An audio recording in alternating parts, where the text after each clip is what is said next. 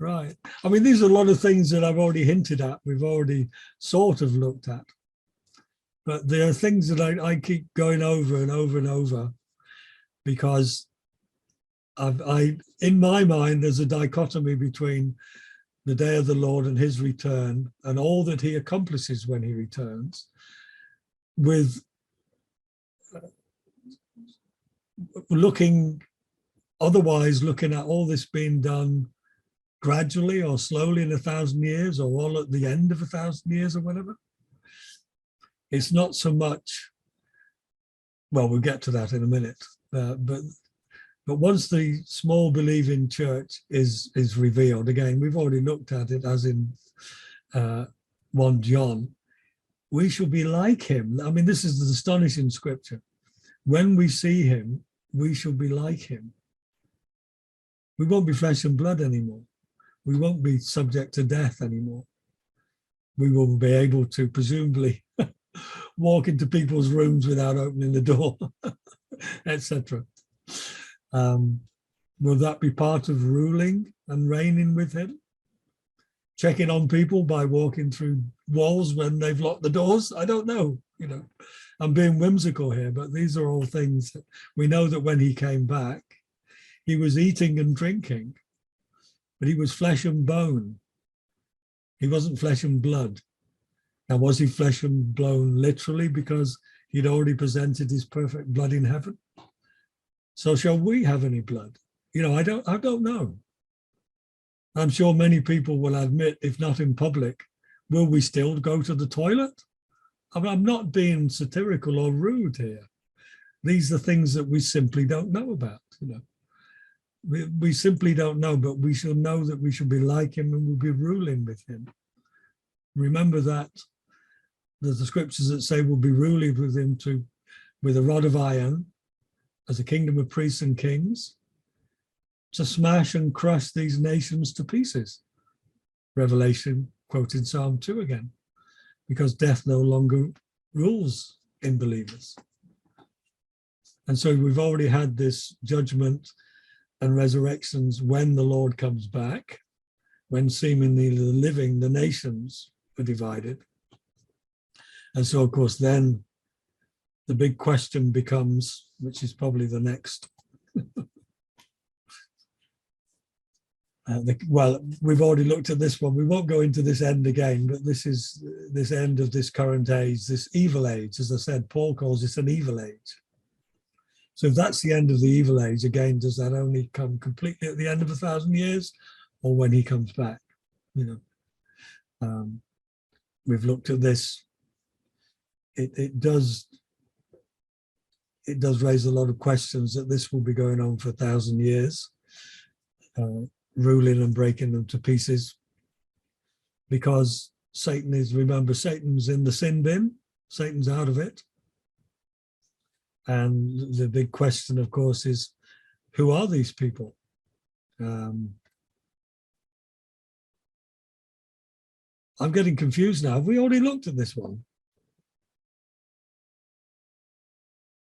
We have looked at this slide. I'm confusing myself now. I'm sorry about this. Ah, yeah, this is the slide. I thought it all looked over familiar. I'm aware that I'm repeating myself over and over. But again, and he treads the winepress of fierceness and wrath of God. And when he comes back, many, many scriptures in the Old and the New say literally kills all who don't believe. So how can there be any survivors? But I know that some of you will be thinking ahead. I'll mention these scriptures in a minute. If he comes back, I mean, if he literally rolls the heavens up like a scroll when he comes back and he burns up the whole earth, there are lots of scriptures that say God, Yahweh in the old, Jesus in the new, is going to burn everything up when he comes back, or destroy everything with the word of his mouth, the sword of his mouth. So it's the whore and the beast and the false prophet and all the followers are defeated and cast into the lake of fire, the Gehenna, the second death. We know that. We know there's no way out of that. and including Gog and Magog. But as you know, if you're familiar with Revelation, you know that Gog and Magog pop up again at the end of Revelation and are seemingly destroyed again. So is it Gog and Magog a generic term? As one of my favorite asides, you probably know that the Lord Mayor of London parades Gog and Magog around London every year. Did you know that? There are massive statues of Gog and Magog that are paraded around London every year in the Lord Mayor's parade, I think it is. Most appropriate, a Muslim has been doing it for the past couple of years.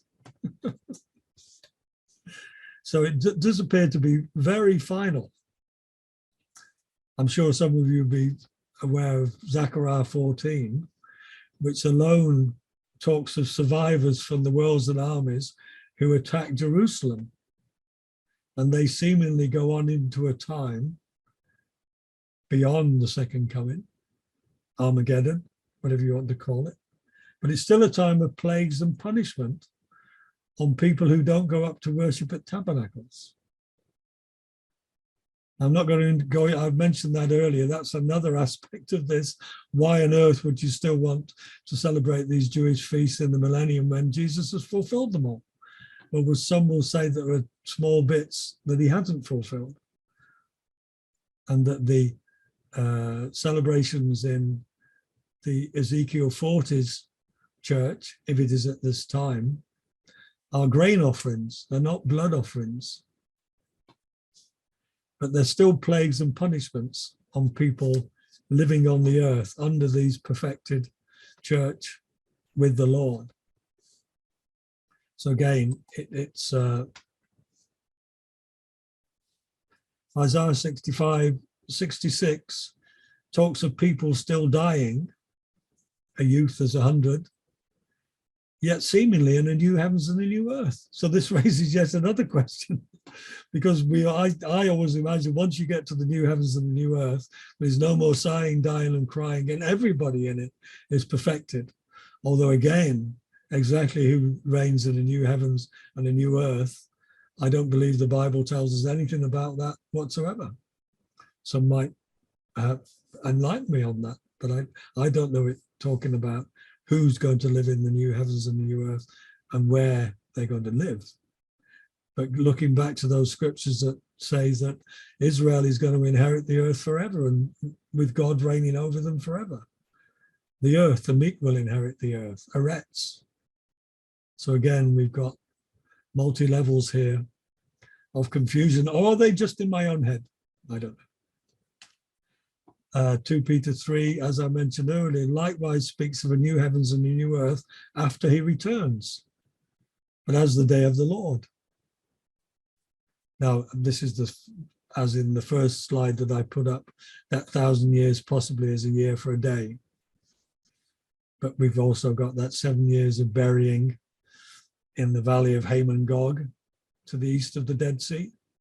But the Dead Sea will be alive and full of fish. But part of it will still be salt. We've got all these things to contemplate. Did you know that there are already fresh fish in the Dead Sea? But you didn't know that? Because there are some freshwater springs at the sides of the Dead Sea, which are not completely polluted by salt, and they've already got fresh fish living in them. But if you look at Ezekiel, he talks about them casting the nets. Now, again, if you're thinking of going back to a millennium based on the Garden of Eden, that was vegetarian. So why are they still eating fish? Questions. I think this is my last point, so I'll read this slowly. So, who are they? They're ruled so thoroughly and supernaturally by the righteous, risen God Christ and his hordes of resurrected, holy, eternal children of God, spirit beings probably shining like him for literal 1,000 years. But these people, these mysterious people living on the earth, instantly forget all about God and his amazing rule and all his angelic beings as soon as Satan is released. And the one-off, fiery Ezekiel 38:39, Gog battle at the first coming is repeated seemingly all over again, virtually identically at the end of this millennium, as all the revolters, as numerous as the sands of the sea, to quote Revelation, attack from the four corners of the world, attack the holy city and the camp of the saints, which sounds just like Jerusalem and the believers who will be attacked just prior to the first coming. This happens all over again. But I hope you read this on your downloaded piece. And perhaps you think I'm making too big a thing about this, but does it, I'll have to, oh yes, that's a big caveat that I have to say. This doesn't actually make any difference, I believe, to the imminent second coming of the Lord. What happens after he comes is nothing like as important as the fact that he is coming back, and fairly soon. Just as not believing in a 7-year week, 70th week of Daniel still to come, as I don't believe, makes any difference to his imminent return. His imminent return is the most important thing, as all creation is groaning in pain and just waiting to be resurrected, literally freed from this evil age, as Paul calls it. So I think that's my rant over for tonight. I'm sure that there are probably comments to be made about that. John wishes to come in first, Right. or Rose, one of the two. Right, your third point, Philip, the Zechariah alone walking, da-dee-da-dee-da. The punishment for non-tabernacles worshippers, it's nations rather than individuals. It says those nations that will not come up won't get rain, Right. if I remember right. So we're not talking about, so nations are still around. Yeah. That's what that's saying. And also, and if they refuse for some very odd reason as to why they wouldn't go up, who knows? But that for some reason or other they decide not to, then they're not going to get rain. Yeah. And that's fairly straightforward. Okay. So that does kind of indicate to me anyway that there's a period of time which is, you know, this 1,000 years, which is only, as Focus said, specified once, as it were, in writing. This particular period of time is a kind of was a rule under the Lord Jesus after his after his return, his second coming. So that's how I would see it, rather than, I mean, you've got worshippers there. Well, they are worshippers, but as a nation, that doesn't mean individuals don't come. It's a similar kind of problem about when Jesus at the end of Matthew 23 talks about the Jewish folk not seeing him again until they say, yeah. It's as a nation, or those in authority who have to say, blessed is he who comes in the name of the Lord, not particular individuals. Anyway, so that's my little Matthew 23 was talking about individuals as well, because many Jews then came to the Lord, didn't they? When they recognized him, when they said, Baruch haba b'shem Adonai. Well, they did. Blessed is he who comes in the name of the Lord. Yes. There's still people in the millennium. That was my point, whether the nations are individual. They're still flesh and blood people. They are indeed, as you say, they're still flesh and blood. But as nations, rather, because it talks about the nations. Yes. Rather than particular. Or you could say, you know, Britain is a Christian country. Well, you know, has it been ever? 100%? No, never. No. So we're talking about a predominant, or those who are in leadership, who are answering. I mean, it's the same in the wilderness with the Hebrews, the Israelites, the sons of Israel. Mm. You know, some were understood what was going on and some didn't. Mm. And that's why, which is why they remained 40 years when they could have hop, skip, and jump in a couple of well, a year or two or three, whatever. But anyway, okay. Thanks. Yeah.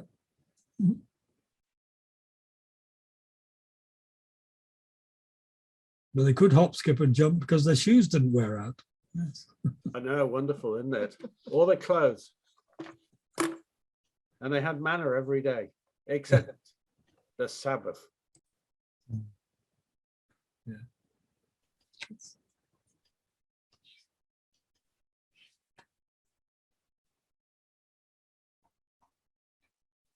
Mm.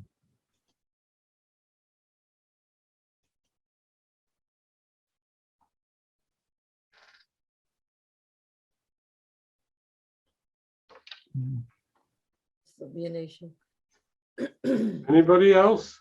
But just sorry, just to add that Rose is looking in her NASB. NASB, and that says the families of the nation of Egypt or And whatever, it says the families who don't go to tabernacles. who don't go Not to nations. Tammuz. Yeah. Mm.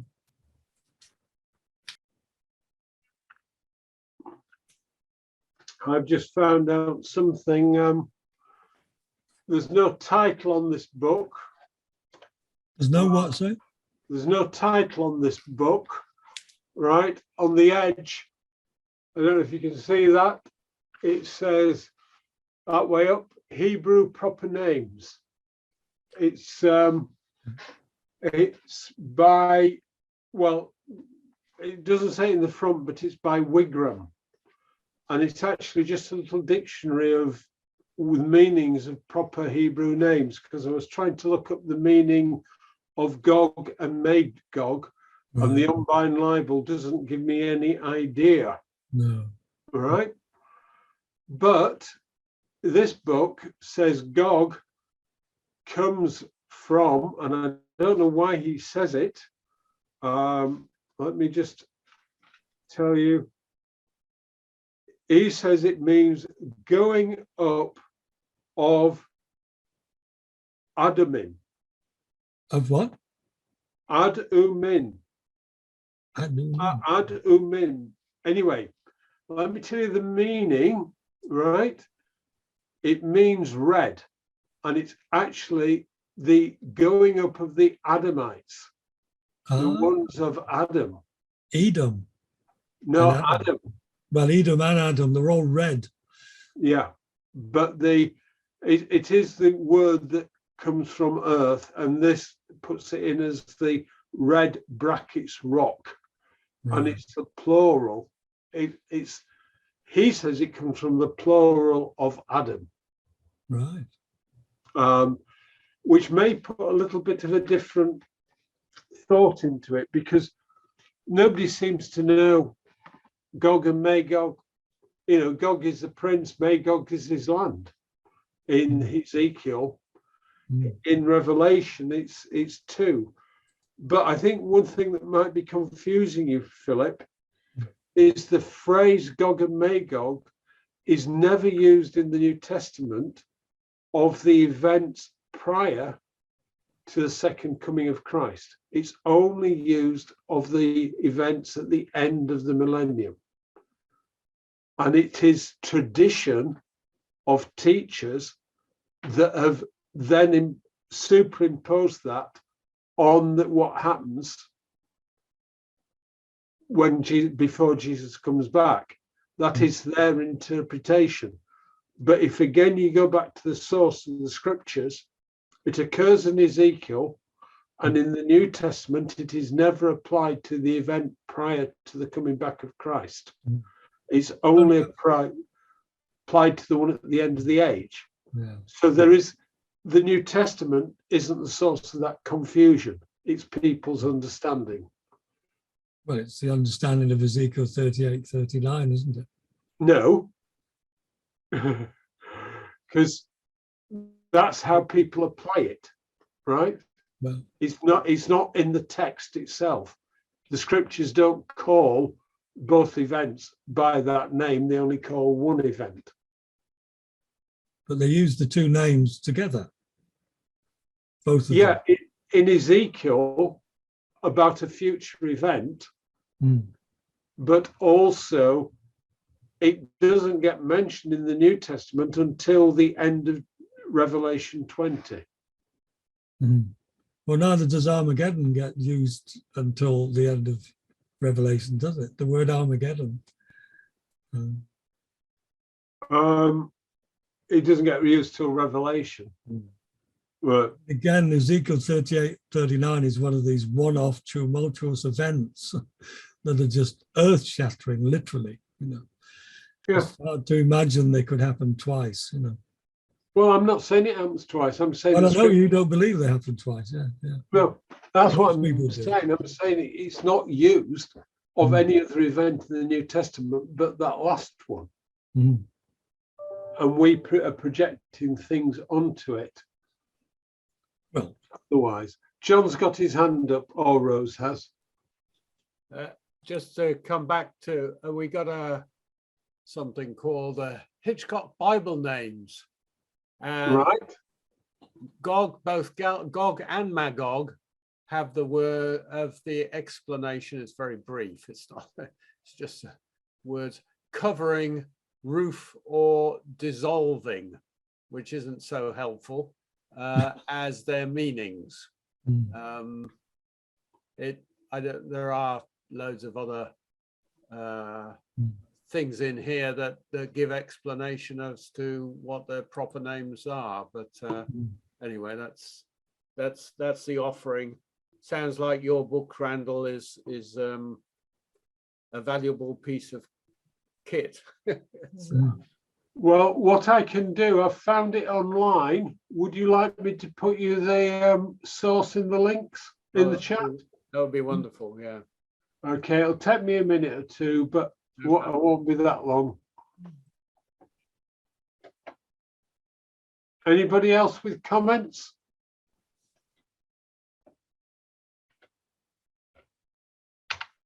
This book is only £7.50, and I don't know how many they've got in stock at here, but at least it gives you the details. Don't go and outbid each other. I think the problem is there's so many different interpretations for Old Testament names. It's like the names of the birds and the animals. You can get totally different explanations for them from different authorities. But it's better than having nothing, right? Mm. Potentially. I think there's a difference there, Philip. Is that when it comes to the Hebrew names of people, you go for what their meaning are. When it comes to names of animals, be it behemoth, leviathan, or the beaver skins that went over the temple, people guess. They don't, it's not a translation of the name. They come across a name. So basically, I once got asked the question, why is the unicorn mentioned in the Bible if it is a mythological creature? And I've got a whole paper on it if anybody's desperate. But basically, the problem is that it's a name that people do not know what it means in English. So a lot of the translators go for wild ox or something like that on the grounds that some of the ancient coins show an animal with horns from the side on, and you can only see one horn. And that's how they argue it. But if you go to the Septuagint and look at the Greeks translated the Hebrew word as monoceros, which is the name of a constellation of stars in the skies, and it means mono, one, ceros, horn. And then you go to the Greek natural histories, not their mythologies, but their natural histories, and one writer records there being a creature beyond India that stood 6 foot tall and had a 6 foot horn on it, and he calls it a monoceros. And there is actually a fossil of, it means thick-skinned creature, epi something or other. And this, and you find it on if you search unicorn on Wikipedia, they tell you about this thing. Mm. And there is this fossil creature that's a giant rhinoceros, but with only one horn on it. Mm. And so one-horned creature is correct. But when we hear unicorn, we think My Little Pony with a it's not a walrus, it's a narwhal tusk stuck on its nose, right? But that is very different from the creature. Mm. So you know what happens. Some of the modern translation translates behemoth and leviathan as the elephant and the crocodile. That is not a translation. Mm. It isn't what the Hebrew word means, but with names, you can quite often get down and break that name down into what the Hebrew's parts of the name means. So with Adam, it simply means red, which suggests the ground he was taken from was a mid-brown colour, and that is the most, for skin colour, mid-brown is the biggest group on the face of the earth. Those whites are off at one end, and the very dark-skinned people are off at the other. And as John Mackay often said, when you look at the ark, there was on it 2 men whose names didn't mean anything about colour, one who meant dark, Ham, and one that meant fair, Japheth. And we still have that ratio in the world today. So you can get meanings of people's names from the Hebrew most of the time. You can't get meanings of the names of animal. Oh, yeah. Because I think it's the beaver skins were more probably dugong, the seal-like animal that apparently Arabs still make shoes out of, make leather out of the skin. The manatee. Yeah, dugong is another name that I've seen in text, if that helps. Yeah. Any other comments, questions, folks?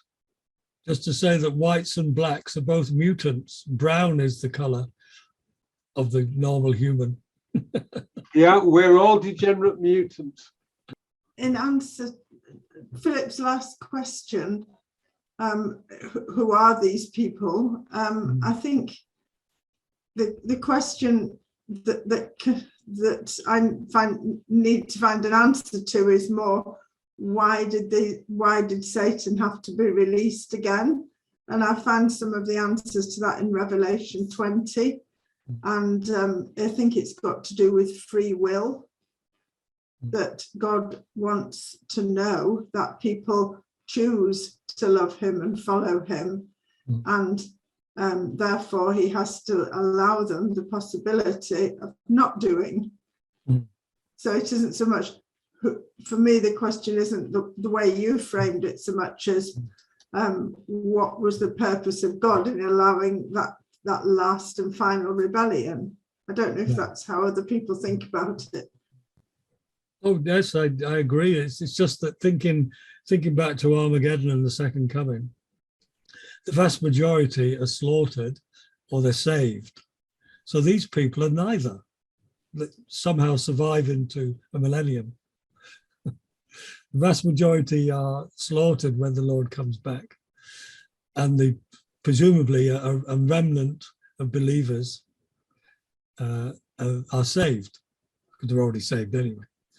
And presumably, I believe there will be last minute conversions, to use that word, because a lot of people say that when the Lord comes back, the Jews will look unto him whom they have pierced and mourn, And it might be that sometime just before the second coming, a lot of Jews realize that there is only one Messiah, there's only one Mashiach coming back. Or it could be that when he's actually coming, a lot of them look at him and mourn. But all the nations of the earth mourn, and they obviously don't turn to him. So I always come back to, who are these people that are not utterly destroyed, or they're not saved?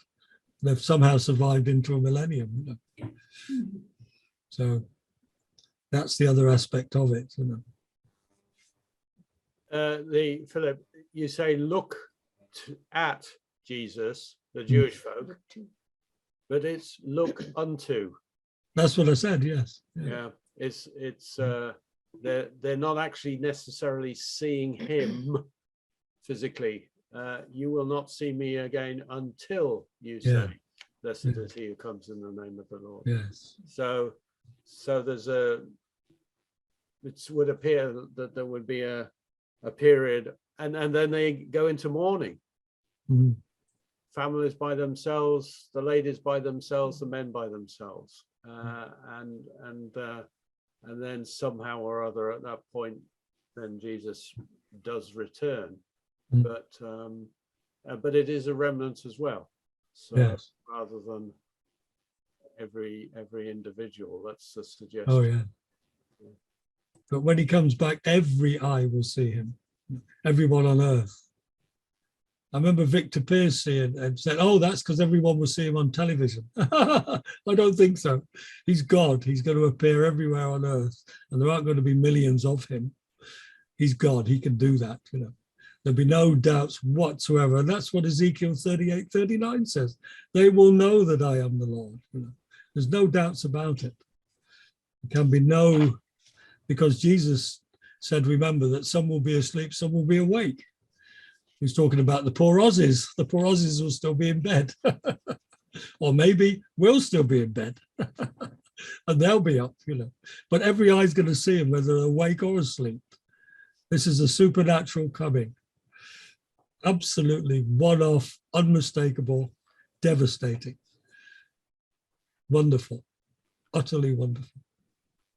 That's why I say it's a one-off event. How can it happen again at the end of a millennium? You know, when so many scriptures say it was never happened before, will never happen again. You know, They are two very different events, Philip. But I know you don't agree with me, but I see them as very different events. Well, if you look at Daniel 12 and Matthew 24, they almost certainly seem to be talking about the same event. You know.